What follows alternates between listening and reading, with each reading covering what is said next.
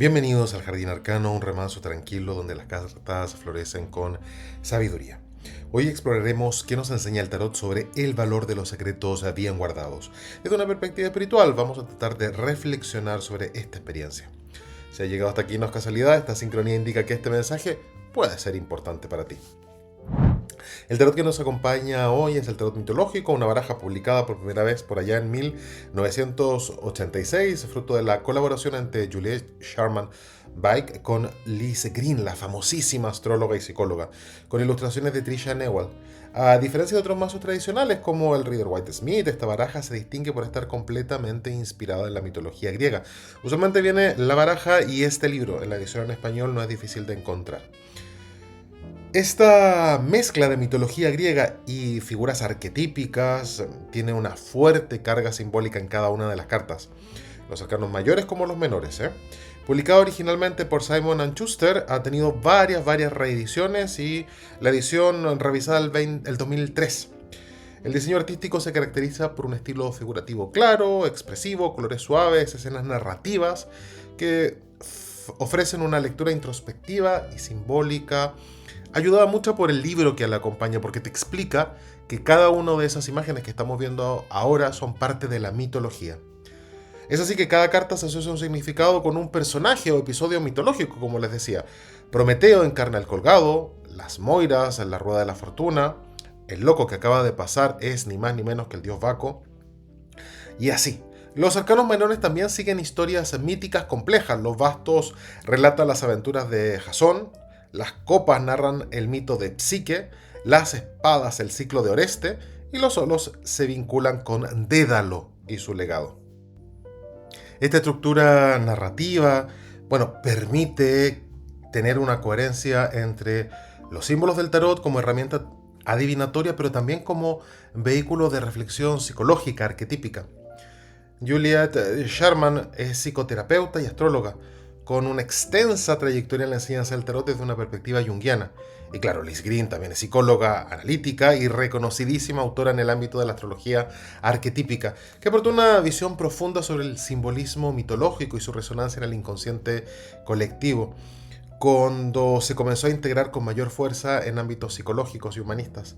El tarot mitológico ha tenido un impacto considerable en las prácticas de tarot contemporáneo. Ha sido traducido a numerosos idiomas y utilizado ampliamente tanto por profesionales del tarot como por aficionados.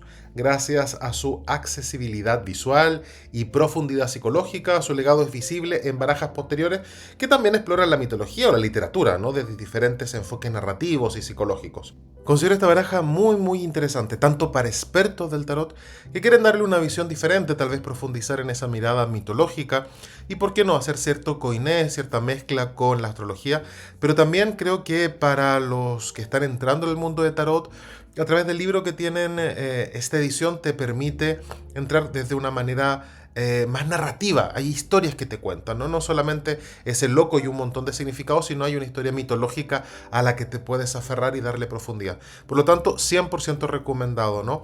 Por supuesto, desde una perspectiva psicológica también es muy interesante los radicales antropológicos que aquí se reflejan. En fin, que es una baraja de 10 que creo que todos podemos conocer, tanto si sabemos de tarot como si no, tanto si sabemos de mitomología como si no. Tanto la baraja como el libro vienen muy bien acompañados, se retroalimentan, y creo que para un tarotista siempre es útil este tipo de herramientas porque amplía la posibilidad que tiene para interactuar con los arcanos del tarot. Hoy vamos a reflexionar sobre un tema que tiene cierta miga. Vamos a hablar sobre el problema de los secretos. Hay secretos que se guardan bien, hay secretos que son importantes, hay secretos rituales, secretos familiares, secretos personales. Los secretos son buenos, son malos, hay que guardarlos. Los secretos que te confía una amiga son buenos o malos, ¿qué hacemos con eso?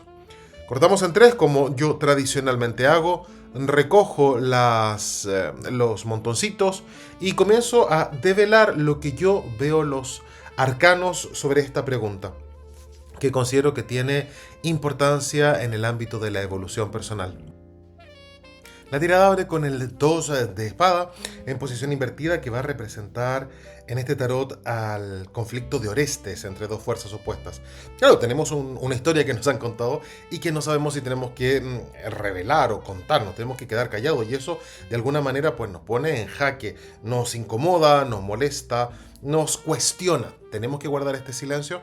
Fíjense qué interesante, la siguiente carta además es muy clara. Es el 6 de pentáculo, el 6 de oro, es el mito de Dédalo, y aquí hay una persona que está dando dinero, oros a otro. Claro, si nos confían un secreto, nos están confiando un tesoro, nos están confiando algo que para la otra persona es importante. Tenemos un conflicto en el 2 de espada, no sabemos si contar, no contar, estamos preparados, pero lo cierto y el núcleo de la tirada pequeñita esta de 3 cartas es que tenemos un tesoro entre las manos y tenemos que honrar ese tesoro. Hay que guardarlo bien, alude a la sabiduría íntima, porque hay que esperar en esa sabiduría íntima de la que estoy hablando, que el ambiente esté fértil para recibir la revelación que se nos entregó en el 2 de espadas, ¿no? Con lo cual, en el proceso de atesorar también honramos el amor y la confianza que nos tiene la otra persona.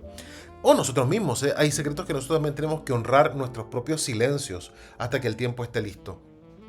Fíjense qué interesante, el 5 de bastos en su posición natural, derecho, representa la lucha, el desafío, la competencia, y en clave simbólica esta carta nos habla del conflicto entre las voluntades. Quiero contar, no tengo que contar, la sociedad me pide que cuente, yo tengo que aprender a silenciar. Esta carta subraya que el secreto, aunque valioso, no está exento de tensión.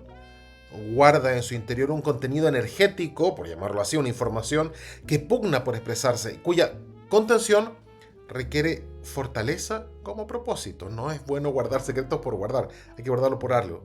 No se trata de reprimir, sino de custodiar, en el sentido alquímico, ¿no?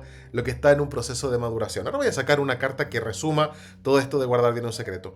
Aprovecha este minuto para suscribirte al canal, darle me gusta y compartir este contenido con las personas que crees que les pueda interesar una lectura de este tipo. Vamos a ver cuál es la síntesis, ¿no? De este 2 de espada, de este 6 de pentáculos, de este 5 de bastos. ¿Por qué los secretos bien guardados tienen valor? Vamos a ver. ¿Qué nos revela el tarot? Ah, mira qué interesante. El 4 de bastos, en este caso en posición invertida. Lo acabo de mostrar para que lo vean, pero bueno, sale en posición invertida. Usualmente está ligada al logro, ¿no? A la celebración, a la estabilidad. Ahora, en esta inversión sugiere que el acto de guardar un secreto, si bien está cargado de sabiduría, bueno, también habla de una sensación de aislamiento. Claro, no podemos contar, no tenemos el chismecito, pero no podemos desarrollarlo, tenemos que aislarlo. Y desde una óptica junguiana podría entenderse como un estadio en que la integración de los contenidos inconscientes aún no se ha producido.